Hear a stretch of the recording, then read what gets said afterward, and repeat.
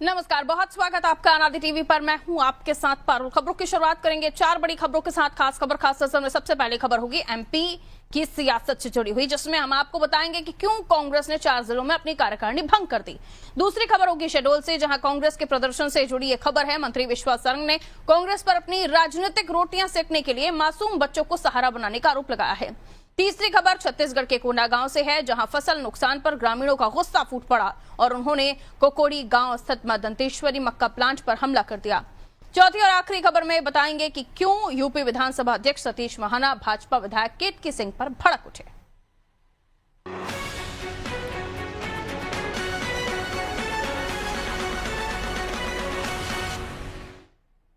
और आइए शुरुआत करते हैं पहली खबर के साथ। मध्य प्रदेश की सियासत में संगठन को लेकर बड़ा उथल पुथल देखने को मिल रहा है। एक तरफ कांग्रेस ने सख्त कदम उठाते हुए 4 जिलों की कार्यकारिणी भंग कर दी है, तो दूसरी तरफ बीजेपी में भोपाल की जिला कार्यकारिणी को घोषित होते ही होल्ड करना उनको पड़ा। लिस्ट वापस हो गई थी, याद है ना आपको। एआईसीसी के निर्देश पर छिंदवाड़ा, सागर, मऊगंज और झाबुआ जिलों की कार्यकारिणी भंग कर दी गई है। नई गाइडलाइन के मुताबिक छोटे जिलों में अधिकतम 31 और बड़े जिलों में 51 सदस्य ही कार्यकारिणी में रहेंगे। बताया जा रहा है चारों जिलों में 2 दिन पहले ही बड़ी संख्या में पदाधिकारियों की घोषणा की गई थी। और उधर राजधानी भोपाल में बीजेपी की शहर कार्यकारिणी भी विवादों में घिर गई। करीब 1 साल पहले रविंद्र यति को भोपाल का शहर अध्यक्ष बनाया गया था।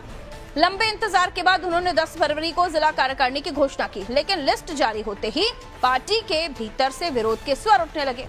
मामला बढ़ता देख पार्टी ने सूची को होल्ड कर दिया और सोशल मीडिया से भी इसे हटा दिया गया।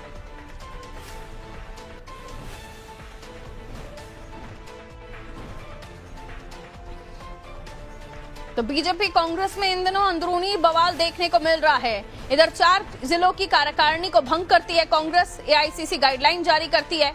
और इधर बीजेपी की बात करें तो इनकी भी लिस्ट अंडरग्राउंड कर दी जाती है, यानी डिलीट कर दी जाती है।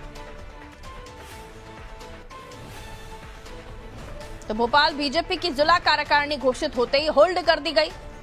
एआईसीसी के निर्देश पर 4 जिले छिंदवाड़ा, सागर, मऊगंज, झाबुआ इन जिलों की कार्यकारिणी को भंग कर दिया गया है।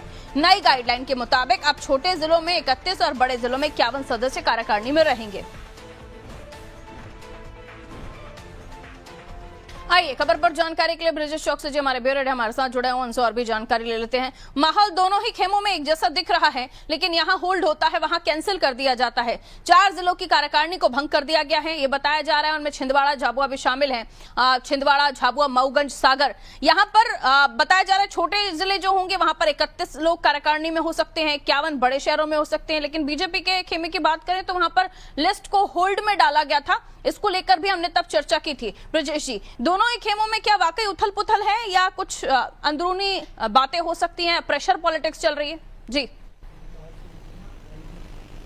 एक अंतर हम एक बात करें, कांग्रेस ने पिछले दिनों 4 जिलों की कार्यकारिणी घोषित की थी।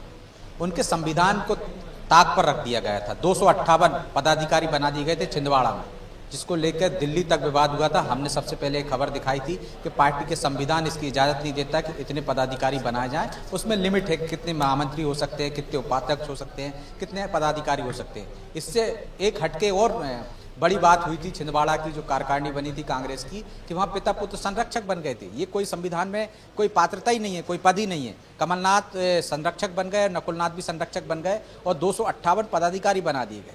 तमाम पदाधिकारी, इतनी लंबी जम्बू एक तरह से टीम बना दी गई। यही हालात थे, हमने देखा सागर में थे, झाबुआ में थे। जो 4 जिलों की सूची एक साथ जारी हुई थी, उन चारों जिलों की सूची में भी इसी तरह की गड़बड़ी थी। सबसे ज़्यादा छिंदवाड़ा में 258 बने थे, बाकी जिलों में 100 से लेकर 125 तक के पदाधिकारी बना दिए गए थे, जो कि पार्टी संविधान के विपरीत थी। इसी कारण जब एआईसीसी के संज्ञान में ये बात आई तो आला कमान ने वो चारों जिलों की सूचियां भंग कर दी हैं और बाकायदा निर्देश दिए, तमाम राज्यों को दिए, मध्य प्रदेश को ही नहीं, तमाम राज्यों को निर्देश दिए हैं कि वो छोटे जिलों में 31 पदाधिकारी बना सकते हैं और बड़े जिलों में 51 पदाधिकारी बना सकते हैं, इससे ज़्यादा नहीं बना सकते। हमने देखा है कि इससे पहले जब प्रदेश अध्यक्ष थे कमलनाथ, उन्होंने भी इसी तरह से प्रदेश कार्यकारिणी बना दी थी चुनाव से पहले, कि पद बांट दिए थे। जो आता था, किसी को सचिव, किसी को जो लेटर पैड होता था, उसके आधार पर पद दे दिए जाते थे। लगातार इस तरह की जो संविधान के खिलाफ कार्रवाइयाँ हो रही थी और इस एक और घटना ने इस तरह से साबित किया था कि मध्य प्रदेश के तमाम नेताओं में गुटबाजी किस तरह तरफ हावी है, क्योंकि कमलनाथ ने अपने क्षेत्र में, सागर भी उनके प्रभाव वाला क्षेत्र रहता है, तो उन्होंने अपने क्षेत्र में किस तरह से मनमर्जी से पदाधिकारी नियुक्त करवा लिए थे। माना जा सकता है कि ये जीतू पटवारी की मंशा के अनुरूप नहीं हुआ होगा और उन्होंने भी इसकी केंद्रीय आला कमान को शिकायत की होगी। इसी तरह से हम झाबुआ में देखते हैं, जहाँ कांतिलाल भूरिया का वर्चस्व है, तो उन्होंने अपनी मर्जी से वहाँ पे पदाधिकारी बढ़वा लिए थे। लेकिन अब कांग्रेस की गाइडलाइन आ गई है, वो भी दिल्ली से आई है, तो निश्चित तौर पर अब वो तमाम चीज़ें यहाँ देखने को नहीं मिलेंगी। हमने देखा इससे पहले भी कांग्रेस में नियुक्तियों को लेकर बवाल होता रहा है। प्रदेश के मीडिया प्रभारी हैं मुकेश नायक, वो नियुक्तियों को लेकर इस्तीफा दे चुके हैं। तो कांग्रेस में गुटबाजी की वजह से इस तरह की घटनाएं आती हैं। दूसरी तरफ जहां आप बीजेपी की बात कर रहे हैं, बीजेपी में भी हमने देखा है कि जब जिले की कार्यकारिणियां घोषित हुई हैं तो उनमें कई तरह के विवाद देखने को आए। कुछ पदाधिकारियों ने इस्तीफा दे दिया।